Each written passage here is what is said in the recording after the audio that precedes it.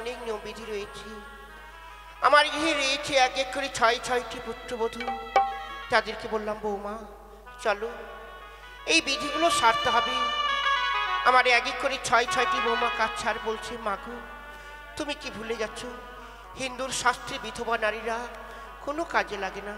ফিরে এলাম, ফিরে এসে এক একই গ্রামের বৌমাদের নিয়ে, আত্মীয় স্বজন নিয়ে এই বিধির কাজগুলো সারতে হবে। তাই সর্বপ্রথমে যাব নিমন্ত্রণ দিতে। কোথায় কোথায় এখন জয় রানীমা।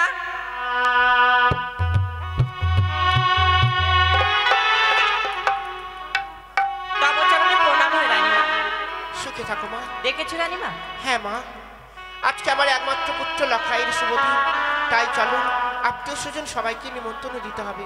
বেশ রানীমা। আরে চম্পলার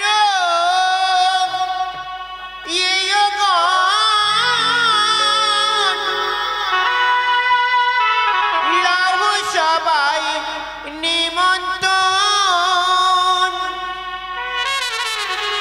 আরে এসো সবাই রাজা রঘুবনে গো, তোমরা এসো গো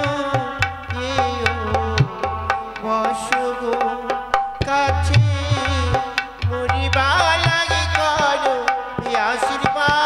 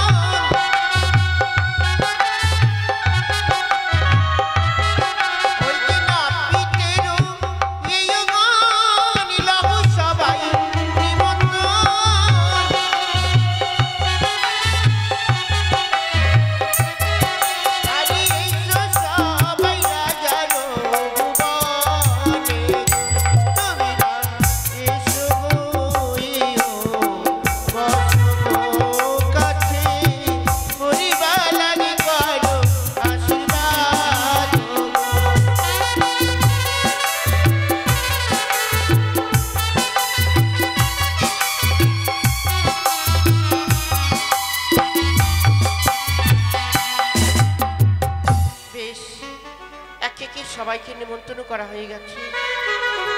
এইবার বিধির কাজ রয়েছে আমাদের, লখাইকে খেউরি করতে হবে। আর বাড়ির মাদেরকে বলছি জল শাস্তে হয়, হিন্দু শাস্ত্রে জল শাস্তে যান। আর ধান আর কুলা লাগে, ধান আর কুলা রেডি করে রাখুন। শোনো এগন, তোমরা নরসুন্দরকে ডাক দাও, নরসুন্দরকে ডেকে আমার লখাইয়ের খেউরি করতে হবে। বেশ রানীমা, আপনি কিছুক্ষণ বিশ্রাম করুন। কই রে লাউয়া, তোর 14 গোষ্ঠী আম গাছের কাউয়া। কই রে হর হর হরাই, তোর 14 গোষ্ঠী গরু চড়াই। এই নাপিত, কি রে তাড়াতাড়ি আয়। কোথায় তোকে কাটতে? না, রাজবাড়িতে আয়। কি রথবাড়ি যাবো? কি রাজবাড়িতে আয়, রাজবাড়িতে।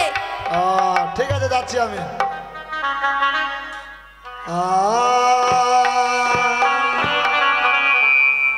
আমি নাপিত নাম্বারি ভালো কামাইতে পারি, আমি নাপিত নাম্বারি ভালো কামাইতে পারি।